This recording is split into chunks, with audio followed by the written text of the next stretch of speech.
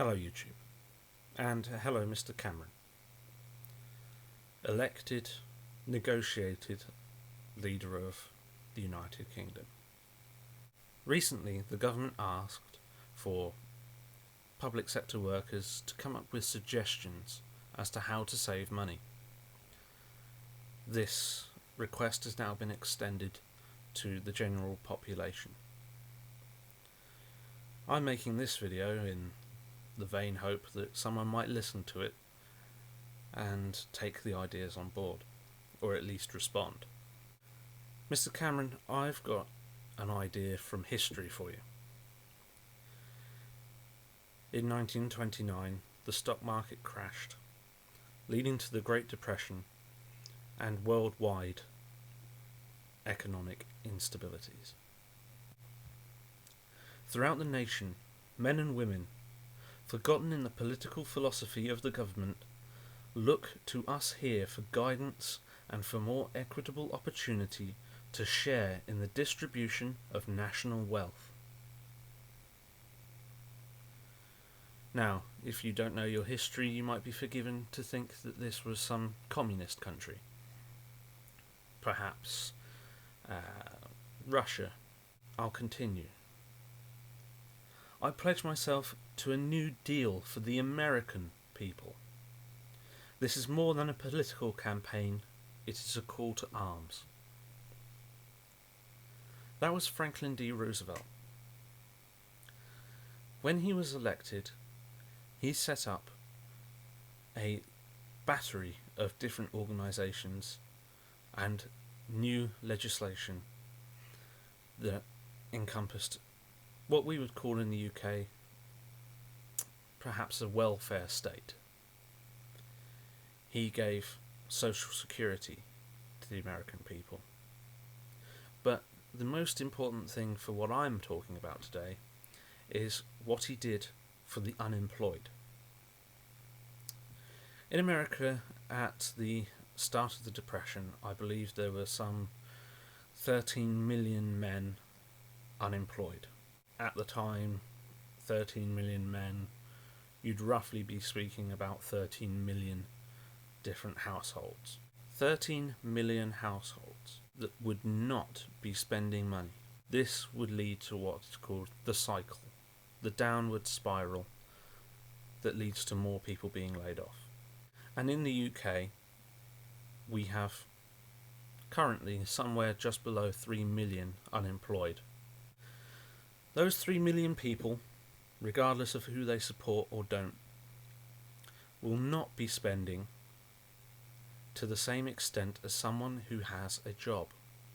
It is a fact. If people don't spend, then people aren't buying services, buying goods from other people. Businesses shrink, businesses have to save money, and so they lay more people off. The spiral. In the UK, we do have job seekers allowance and various other social support mechanisms that prevent people from completely going under. Job seekers for a couple is something like £107 per week. This money is to provide food, warmth, whilst you're looking for work. This is the agreed situation between the unemployed person and the state. I think that our situation could be greatly improved by adopting some of the facets of the American New Deal. In the New Deal, various organisations were set up to give American people jobs. These weren't just trivial jobs, these were jobs that needed to be done to improve the infrastructure of the United States. Roads were built, national parks were set up, electric power plants were set up, Hoover Dam for example. All of these things, and many more, were done by the previously unemployed for a set wage paid by the government. These people had more money than they would have done when they were unemployed. And the idea and the mantra that was used was priming the pump. Putting more in so that it will start up the economy again and get people spending. Economists and historians argue as to how effective this was, whether or not it was World War II that eventually saved the day, and whether the New Deal could have done the job. As I say, I only think that facets of the New Deal should be applied.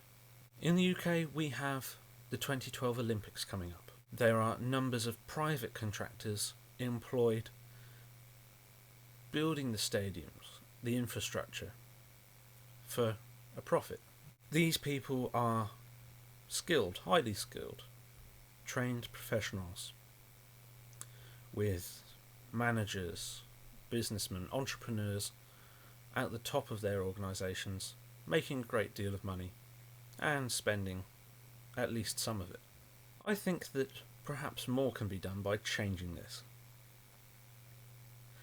If you offered people on job seekers the opportunity to go to work for 2 days out of 5, part-time positions, ideally suited to their skills,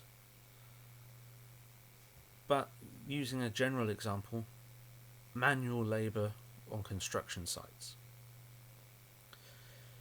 If you paid them less than minimum wage, so that is less than the government could legally pay employed people, then you could get the jobs done for less money. People who worked, say, for £5.50 an hour, worked 8 or 10 hours a day, 2 days a week. These people would be earning, well, for 10 hours a day, more than a couple. As an individual, more than a couple on job seekers allowance. This would also give them plenty of time to look for proper work. And this can be contracted as it's contracted now. The number of people on job seekers allowance will drop significantly. These people who would work for the government to do government required work would not only benefit financially, but they'd benefit emotionally. They would feel useful. If these ideas were implemented, I could see that the government would be able to save money, fulfill its obligations, and increase the amount of money in the pocket of citizens. If this money is increased, the likelihood of spending will increase. If spending increases, more jobs are created, and people will have a way out. Now, it does sound rather simplistic, and there are problems. What happens to the skilled labour? Using the example of the Olympics, the building side of it, you'd still have to have some professionals to have these people that you've taken on as apprentices to them, apprentice to their journeymen, people who will cover the health and safety aspect and make sure that the jobs are progressing. There are buildings that need renovating. There are buildings that still need to be built.